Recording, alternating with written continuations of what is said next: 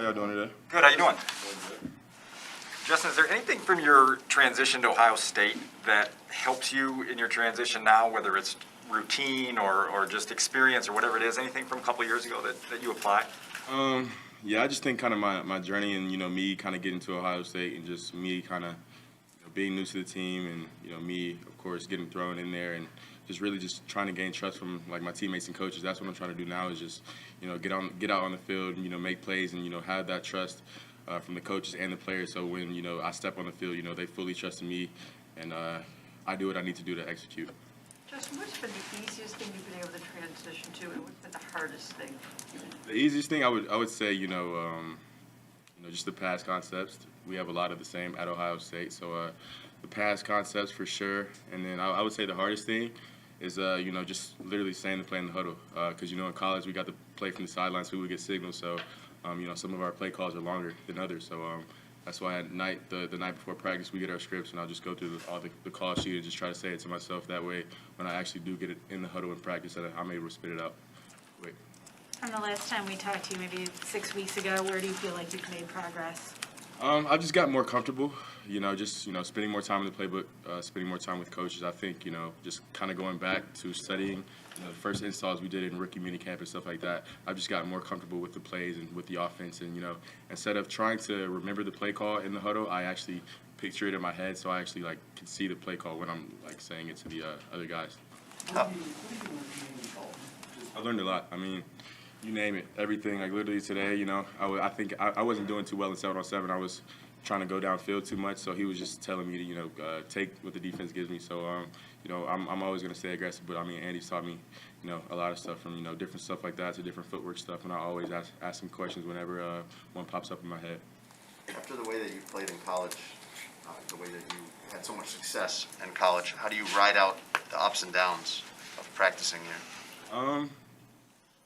I think I've had ups and downs in college, so it's just the same thing. When I miss a throw, I don't really get upset if I miss a throw because I know that I can make that throw. So right now I'm more focused on the mental part of the game and just trying to make sure I'm on my P's and Q's and knowing what I need to do, mentally and what I need to do before the play call and after. But the ups and downs, you really just can't really dwell on those. From the downs, you just have to learn from them and just move on to the next day. You had a couple scrambles today where you were able to use your speed. Obviously, you're in no danger of getting hit in this setting, But are you learning ways that it's going to be different trying to run at this level than it was in college? Trust me, you already know I'm still scarred from that Clemson hit. So literally every time I tuck the ball down and run, I'm thinking about getting out of bounds or getting down. But there's of course going to be times where you have to, of course, try to fight for extra yardage. But I'm definitely being smarter and trying to protect myself more. You feel it closing in on you faster just because everybody's faster? The speed is a lot faster in the NFL, and of course the D linemen are getting back there fast. So you have to get the ball out fast for sure. Justin, after Coach Laser talked about you working with trying to understand the why of every play and that conversation, what's it been like, the dynamic between you and all your coaches, just understanding the little nuances of each play? I mean, that just comes with meeting time, just talking through each play, why we're calling that play, what coverage we're looking for on a certain play. So once you know why we're calling that play and the purpose of it, then you're able to execute it at, the highest level rather than, say if it's third and short and, he calls it, I guess, 4 verticals, but, the running back's one-on-one. We're calling that play to get that one-on-one matchup with the running back to get the first down. So, really just talking with the coach throughout the meetings and just, knowing the in and outs and, why Coach Laser or Coach Nagy is calling a certain play, that'll, put yourself and the coaches on the same page to execute the play. Justin, how happy are you or not happy are you with your progress so far? It's early in camp, but obviously you've had some time out there. Yeah, I think I'm very happy with my progress. I think my goal is to just improve every day. Me and Coach Nagy talked about it, and it's just literally getting better every day. So, as long as I feel like I'm doing that, then I'm happy with my progress, and I'm just going to keep working and just keep trying to do that. Justin, when we talked to you in the spring, you said something about you're the kind of guy who can spend time on vacation, kind of studying the playbook. What was the period between rookie minicamp and this like to get to the point where you can envision those plays in your head? And what kind of work did you put in to get there? It's just studying, just going back and studying and, just giving, 45 minutes, an hour to your day to, study the playbook and make sure you're doing, anything you can to get better, even on an off day. So whether it's going to work out, looking at the playbook, watching film, you just have to do the little things, just, take time out of the day to just, get better and, just, I guess, get smarter. Have you gotten used Are to, you to get to Soldier Field tomorrow and get to experience that kind of atmosphere, put the pads on and take that next step? I'm eager, but, you know, I try to have the calm mindset. I don't want to, you know, make it bigger than it is. You know, at the end of the day, it's just football. But, you know, I think everybody's excited to finally get some pads on and actually, you know, get some hitting out there. But I won't be hitting anybody, so it's pretty much going to be the same thing with me. But it's definitely going to be exciting. You know, the first time being in Soldier Field, actually playing in the stadium. Justin, Matt was talking about how he likes you to be aggressive, he likes you to think you can zip it in there. Do you have to find a balance between, you know, testing exactly what you can get away with and also showing your coaches that you have healthy respect for not wanting to get big? Yeah, I think you definitely have to find that balance, and I think when, you know, taking shots downfield, you have to just know the situation, knowing if you can afford to take a shot. You know, if it's third and short, you don't want to take a shot downfield. You rather, you know, find the completion underneath and, you know, keep the sticks going. But you just have to find, you know, the right times when to take those shots, and, you know, when you're able to take those chances downfield. Justin, you've been able to consistently hit that throw in the second window, up over the linebackers, down in front of those safeties. It's not a really easy throw to make. That's something you've always worked on. Does it come natural to you to be able to make that throw? I mean, we practice that a lot in practice, like literally pretty much almost every day. So, I mean, I think the coaches do a great job, you know, preparing us for, you know, every coverage we get on a certain play. So that just comes with practice with the coach and the tight ends on that route. Justin, technical question. What are you learning and what are they schooling you on when it comes to cadence? What are we learning? Yeah, and what's new to you in regards to the emphasis on? Yeah, I mean, at Ohio State, we probably had, you know, 3 cadences max, but we have a variety of cadences here. So just knowing the cadences and just knowing what situations to use them in, and, you know, always keep the defensive line on their toes and making sure you're switching up the cadences so they're not, you know, jumping the snap. Justin, do you ever get used to people wearing Justin Fields jerseys? Is that weird? I'm starting to get used to it now. Of course, it started at Ohio State when I finally saw other people wearing my jersey. But I mean, it's just cool seeing you know, fans wearing my jersey and just seeing the support, you know, from, you know, all the Bears fans out there. You know, them coming out to practice. I know they really enjoy that. So I mean, it was great seeing all those fans out there. Justin, I wanted to ask you about your hat, since we're on jerseys and stuff. I want to ask you about your hat collection. Seems like you have a lot of Chicago ones. I mean, how many do you have, and where's the... I don't know. I haven't counted, but, you know, I definitely have a lot of hats. I like wearing hats just because because I have a unique haircut, I guess, and I'm kind of tall, so in public I try to stay low-key, so I'm always either having a hat and a mask on or something like that. So I definitely do have a lot of hats in my hat collection. Chicago ones, though, too. Chicago ones, yeah, Chicago sports for sure. Has anything surprised you at all, Justin? Has anything at all surprised you last week? No, not really. I think, you know, the coaches have done a great job preparing me for practice and stuff like that, so I'm not really surprised by anything. You know, the defense has done a great job disguising their coverages, but other than that, you know, practice-wise, nothing has surprised me so far. Justin, as competitive as you are, how are you finding the dynamic of being the number 2 guy and not having quite the expectations of being the week 1 starter? And so can you see that that's going to be a benefit? What's that been like for you? It's been good, to be honest with you. Literally, I'm just trying to, you know, stay positive and just, you know, take it day by day and get better. I mean, Andy's been in this league for, 10 years now. So, I mean, he knows the playbook like this and that. You know, he's smart. So he's teaching me a lot. And, you know, I'm just going to, you know, take everything I can and learn from him and Nick. I mean, they've both been in this league 10, 11 years. So just having those 2 guys in the room with me, I definitely don't take it for granted. So I'm just going to, you know, be a sponge and kind of soak everything in and kind of, you know, just learn everything that they tell me. What's been the communication with Coach Flip while he's been out? Sorry? What's been your communication been like with Coach Flip while he's been out? He's just been on Zoom. So he's in every meeting on Zoom. So, I mean, he's even though he's not physically here, I mean, he's there in the meeting. So he's watching the same film we are. So, I mean, he's just been at home. Justin, are you at a comfort level where you're ready for the preseason games when you guys get into that preparation next week, or do you feel like there's still a few things you need to work on to get to that? I mean, I think there's always going to be things that, you know, I'm going to have to work on. But at the end of the day, you know, football is football. So I think if, you know, we had a preseason game tomorrow, then, you know, we'd be ready. You know, we've been practicing for a good amount of time. And, you know, the coaches have done a great job training us knowing the playbook. And, you know, these preseason games are, you know, preseason games for a reason. You know, they're there to make mistakes and they're there to learn. So I'm ready to play football. I mean, I think everybody on our team is. Justin, Couple more. for people on the outside who are eager to see you play, who want you to be the starter tomorrow, how do you describe for them kind of where you're at in the developmental process and just the number of things that you have to check off before you're ready to make that? Yeah, I mean, I'm constantly growing every day. So, of course, there's a lot of people that, are anxious to see me play. But I think I said in my last interview, greatness doesn't happen overnight. It's a process. So, like I said before, I'm just trying to take it day by day and literally focusing on getting better and improving every day. So that Clemson hit still bothers you? I mean, that it doesn't bother me, but like the hit hurts so much. Like every time I run now, I just think of that hit, and I'm not trying to take a hit like that again. So I definitely think of getting out of bounds or getting down.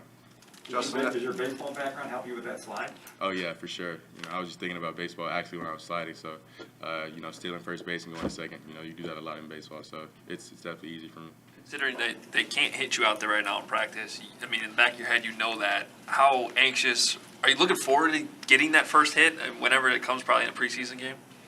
Yeah, I think, kind of getting hit and kind of, getting in that football mode, it puts me in a different mode. Like running out there, like moving out there kind of just puts me in a different mode in a different setting, like a game setting. So I think, moving a little bit, running around a little bit definitely pumps me up a little bit more rather than stay, I guess, kind of calm in the backfield. But, running around and getting hit, it's of course going to be first time since January, but I'm definitely excited. Appreciate you guys.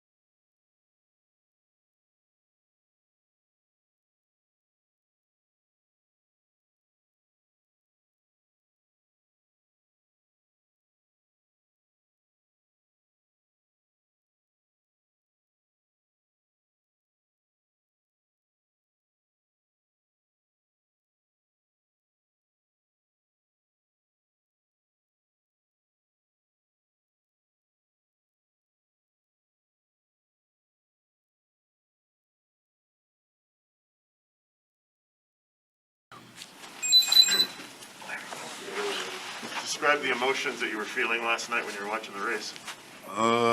It's really still hard to put into words. I don't know, it's about hurdle number 5, 6. I seen her starting to pull off. I know, I really, I know my phone went flying this way, and I ran up to the screen, and I can see her starting to pull away. So, I don't know, it's still kind of, I don't know, it's still settling in on me. Remember, who was all here with you watching it? Well, me, my wife, my daughter. I had a good friend of mine, great friend of mine, come in with his wife and his son, and and Coach Nagy, Pace. We had a young guy, Charles Snowden, Ronell. Yeah, it was a whole group, man. It was like a little festivity in there. I'm sorry if I'm missing a whole bunch of names. Pat, long snapper. Yeah, there was a good bit of people in there. I know I'm forgetting some names, but yeah, and I want to say thank you to all them for supporting also. But yeah, it was a great group in there. You talked to her? I did. I talked to her twice this morning.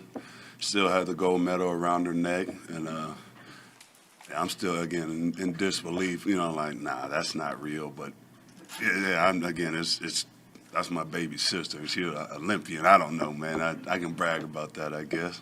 You've accomplished a lot in your career, obviously. What's it like for you when you see someone close in your family to accomplish something so great on the national and the international stage?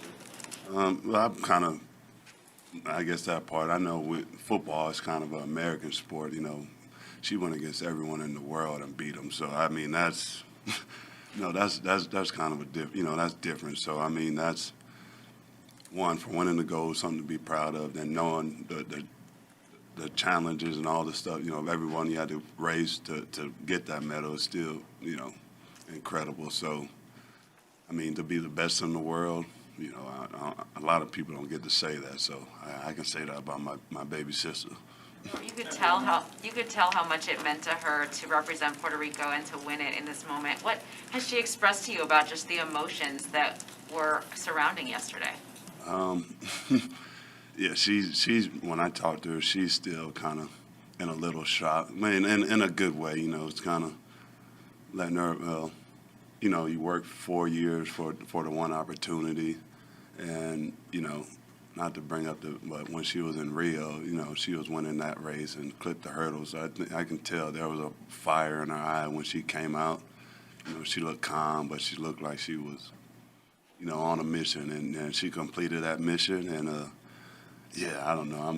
I just want to see the gold medal in person, so I'm waiting on her to get back. All right, thanks, everybody. Thanks, Robert. Appreciate it. Congrats. Thank you.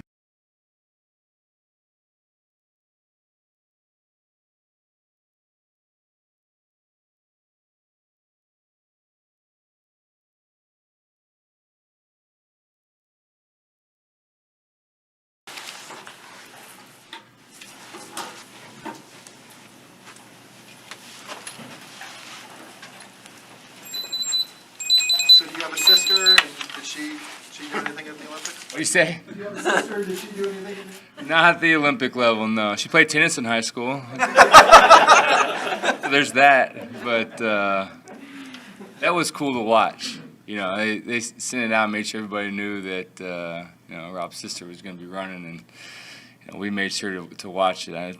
That's special for him and their family, and just to see how she dominated that race too. That was really cool.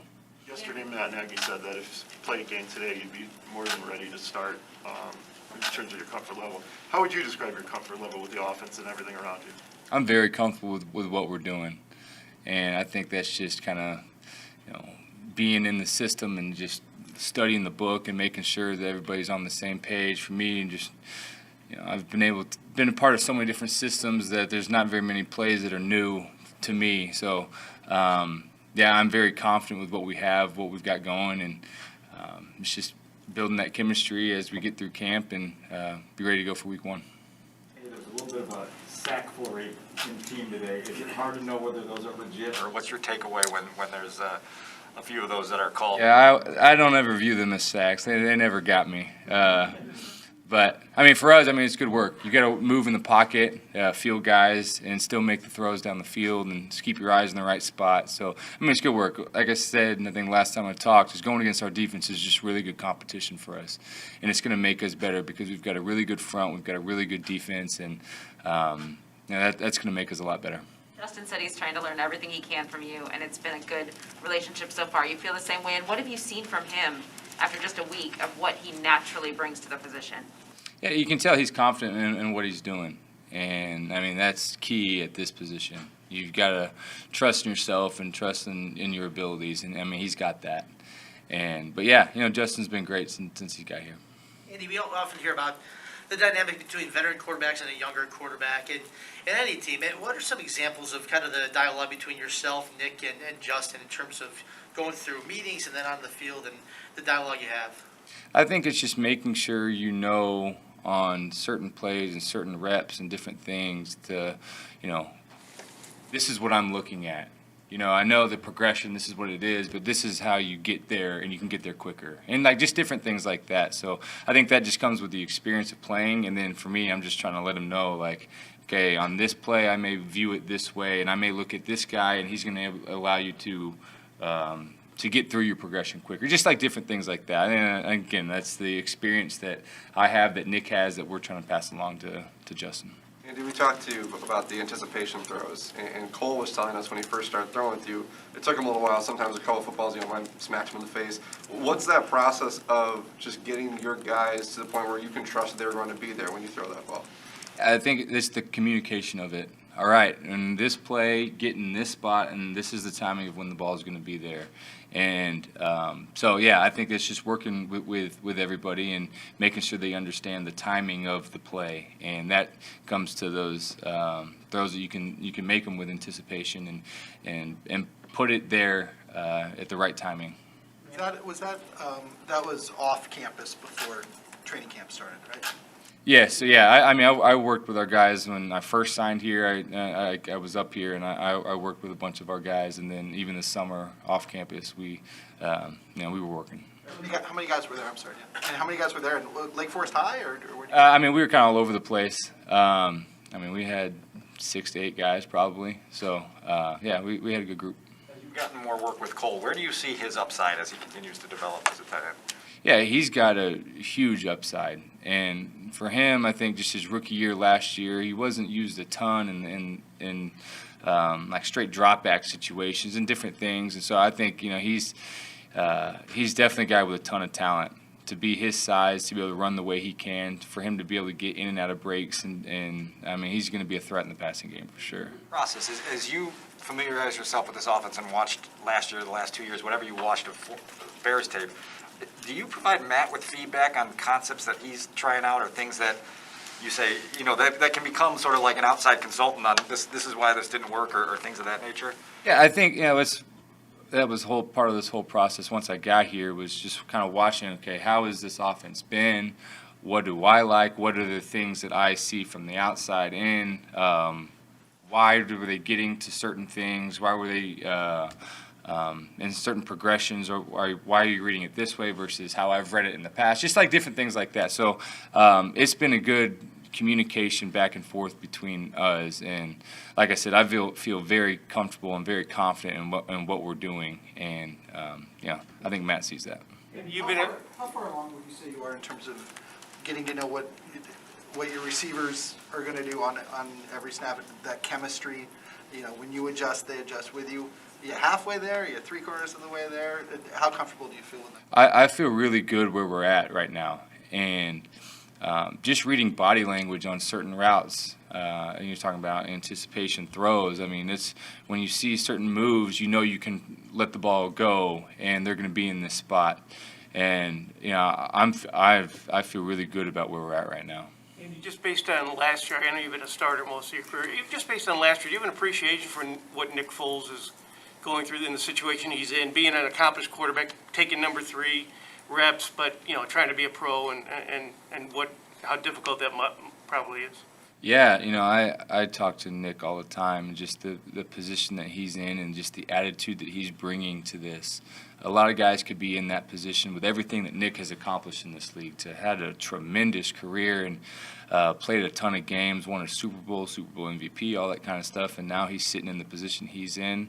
A lot of guys would not show up every day, and he's been in here every day with the same attitude, same mindset, that he's going to get better as a player, as a person, and also as a teammate. And it's been so much fun for me to watch how he has handled everything that he's gone through, and I love having him on this team. You played with some really good defensive fronts in Cincinnati. How's this one stacked up against some of the better ones you had out there?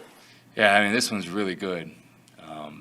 There's a couple years where we were really good in Cincinnati up front. I mean, this is a really special group, and so I mean, it's hard to compare. Practice? Do you feel that in practice with those guys? Yeah, for sure. I mean, you can just look across the board and see the size that we have, the ability, the speed. Shoot, with Khalil and Rob on both ends, Akeem inside. This is a big front. Andy, we saw a couple times Justin got some room to run. What is it like just watching him when he finds some space to use his legs? I think when he first got here, I asked him, what does it feel like to run 4.4? He's special. I mean, if he's got that room in front of him, I mean, that's a part of his game that he can definitely use. I mean, with his speed that he's got, definitely a thing that he can use in his game. During your time in Cincinnati, what were your experiences with crossover practices, and what do you as a quarterback try to pull out of those? I think it's good. It gets to be a point in camp where you're tired of going against each other. There's you're battling with one another, and then you get a chance to take a break and you get to go against somebody new. You get a different, for us, we've been going against our defense this whole time. You get all right, now you get a couple of days to see a different defense, see how they're playing things. So I've enjoyed it, and so we'll see how it goes this next week. A lot in Cincinnati? We did it a couple times. I think we did it 2 or 3 times. So I have some experience with it. Couple more. Dennis Newsom came off the pup today. I know he got hurt pretty quick when he got here, but do you have any impressions of him yet? What do you know about him? Yeah, I mean, he got hurt pretty quick, so it was kind of hard to tell what all he was going to be able to do and what he's going to be able to do. So I'll be anxious to see once he gets back out there and once he kind of works through everything and see how he fits in with all this. The interior of your O-line is pretty solid. There's some uncertainty on the outside, though. How soon would you like to see that thing get settled and everybody get in their positions, let them get together as far as chemistry? I mean, the best thing that we've got going now is we can put pads on. It's like the offensive line's at a little disadvantage when there's no pads. You're trying to be smart up front with guys going against each other, but now we have some pads on, so the competition's real, and I think things will get solidified once the pads come on. We start playing some real football. All right, thanks, everybody. Thanks, guys. Appreciate it.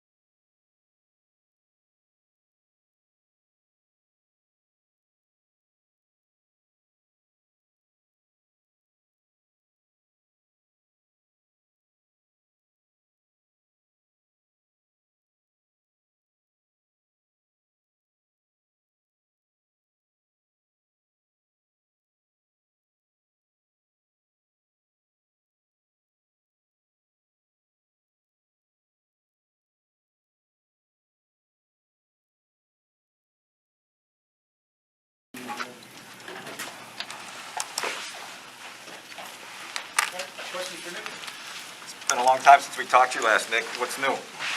A lot's new. It's a new year, new challenges, and just going at them as hard as I can. When you had a chance to self-reflect after last year, what is your assessment of why it didn't work out better and why you weren't able to carry on as a potential starter here? I mean, there's a lot of reasons that I can't talk about, to be honest with you. You know, it's one thing to create something, it's another thing to know when not to speak about something, and this isn't the right time or place to speak about it. There was a lot of reflecting, a lot of just, you know, getting back and keeping things simple and working hard and enjoying the family and understanding that, you know what, like, I know who I am as a player and a person, and that's the most important thing. And trials teach us a lot about ourselves, and we grow through them. And last year was, you know, last couple of seasons haven't been the easiest, but I'm still here. I'm still, you know, wanting to play the game. I feel the best I've felt. I've had a great offseason, putting in the work every single day to where, you know, coming into training camp, I feel great. I feel the strongest I've felt. Just, you know, I took something that could have, you know, defeated some people and made it a positive. And still here, still working. To that end, Nick, you know, you've been a great team player, great guy throughout your career, but is this episode testing that to a greater degree than before? It's not, I mean, there's always a test, but it's not going to test me as a human being in the sense of like caring for the guys in the locker room. I think in the role I'm in, it's a unique role because I've really never been in this role, you know, in the NFL where, I mean, shoot, even my rookie year, you know, I was a backup, I was number 2 quarterback and then played. So this is a unique test and trial right now, just at practice with the reps and everything.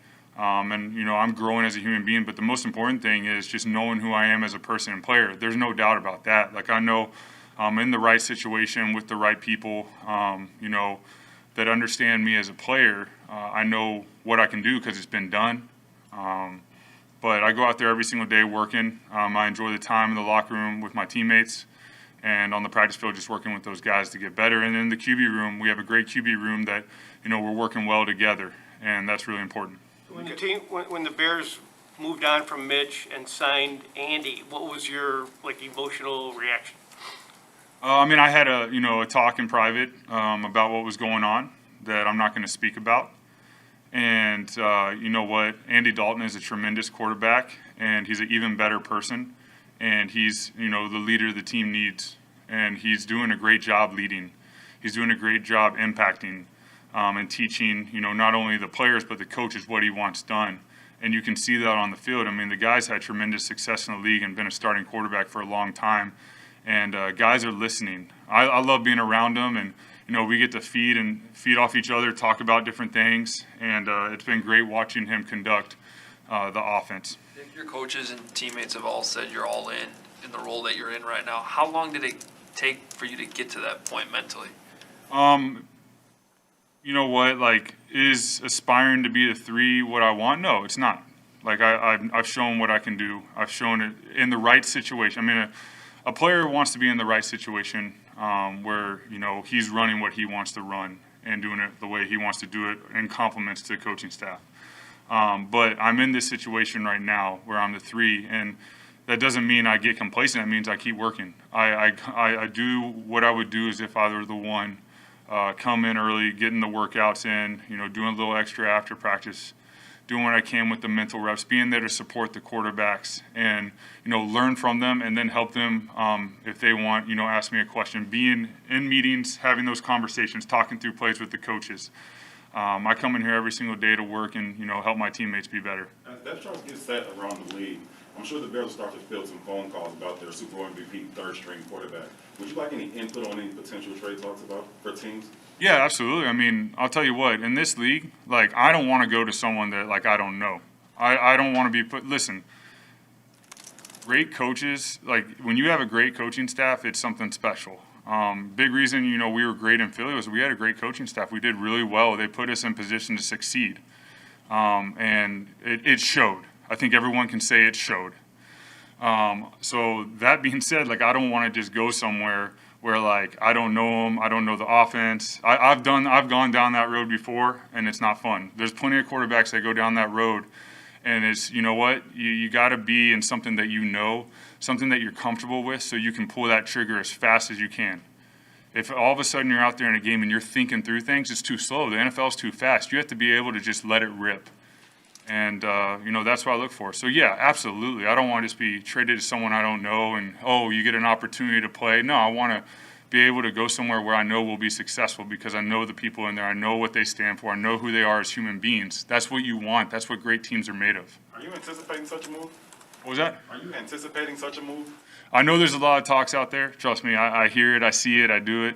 But at the end of the day, like, that creates clutter in my mind because I still have to go out here and I have to practice. I go out there with the 3 group, and I always tell those guys, I talked to them today, I don't care what the freaking coverage is or if you think you're dead on a route, I'm feeling it right now, so be ready where I can fit it in anything. And I showed that, and there's a couple of things where, we didn't complete it, but then they were like, man, like, that play's dead in the playbook. That route's dead in the playbook, but it's there, and I'm going to throw it. So you know that. So that's the beauty sometimes of being the 3 is you can sort of do your own thing because they're focused on the other guys, which is cool. So I get to be me, which is fun. So I'm having fun, and I'm out there with those guys. And I think y'all have watched. We've been dicing it up a little bit. We've been taking shots, and I'm trying to help those guys be better. They know that they're playing with a good quarterback, and I'm going to help those guys get better so they have an opportunity to make a team here or somewhere else. As an extension of that, you're throwing The guys who aren't established in the league and are clawing and fighting for the opportunity, do you have a daily sort of appreciation for the windows of opportunity you can open for some of these guys by being an accomplished guy who can put them in position to show out? Yeah, and the biggest thing is just run your route, run it to the best of your ability, and be ready for the ball. And they know that. And I think when you step in the huddle as a QB and they know that you can get it done and you can do all those things, it makes them believe. It makes them know that, like, hey, if I just do my thing, that ball is going to be right there. Expect the ball, whatever the coverage, run the route based on the coverage and be ready for it. And my goal is when I step in the huddle, give them that confidence to go out there. These guys aren't established, but they're doing a great job out there. They're doing a great job running routes. They're reading the coverages, and we're getting better every single day. And that's all I can ask for them. And I'm proud of those guys for working hard because it's not easy. Hey, Nick, kind of have to ask this question considering just before we came in here, we learned that Carson's going to have surgery in Indy. So in terms of that familiarity, you're talking about comfort level. Is that a spot with Frank that you would be comfortable? Listen, Frank Reich is one of my favorite, if not favorite, coaches of all time. He understands me as a player. He understands me as a person. But, I haven't had any talks with him. I don't know. I'm a Chicago Bear right now. But I think if he knows me. He understands. Y'all watched the 2017 season in the playoffs where he changed the offense and built it around me, and y'all saw what happened. So he understood my mentality as a player, and he was able to build it around me and put me in a successful position and my teammates. But that being said, they have Carson. And Carson and I have a lot of history. I have a lot of respect for Carson. He's a tremendous player. He's going through adversity once again, but he'll bounce back. And you know what? He might miss a few games, but I know he'll be back out there. But we haven't had any talks. So right now I'm a Chicago Bear, and I'm going to keep slinging it with these third stringers, and we're going to dice them up. You've been involved with trade talks for another team. You said you want to be involved in that process. Has that occurred already yet? There was a couple opportunities that came to be this offseason with a couple teams, but it wasn't the right time. It wasn't the right time or the situation with what was going on in my life. It's like I said, you don't just want to go somewhere to go somewhere. Like, you want to go somewhere where you know the people somewhat, or you know someone who knows the people that can vouch for the people so you can succeed. Listen, I'm 32. I feel great. The version of me right now is much better than the version that played in the Super Bowl. I'll tell you that. And I'm confident in that. So put that through your mind. I know that. I know what this game's about. You have to have the whole package as a team. Like, you have to have everyone in there. You have top down has to be great. If it's not great, you're going to be mediocre. I've seen it. I've been a part of it. And unfortunately, when you're a quarterback, you got to go through a lot of the, baloney. But that's part of it. That's why we play this position. That's why we grow. Because at the end of the day, there might be some kid that's watching this press conference and they say Nick Foles is a 3 quarterback and he's going out there and his mentality is to dice up that defense and help his teammates. And that's what I will continue to do till I lace up the cleats for the last time. Thanks, everybody.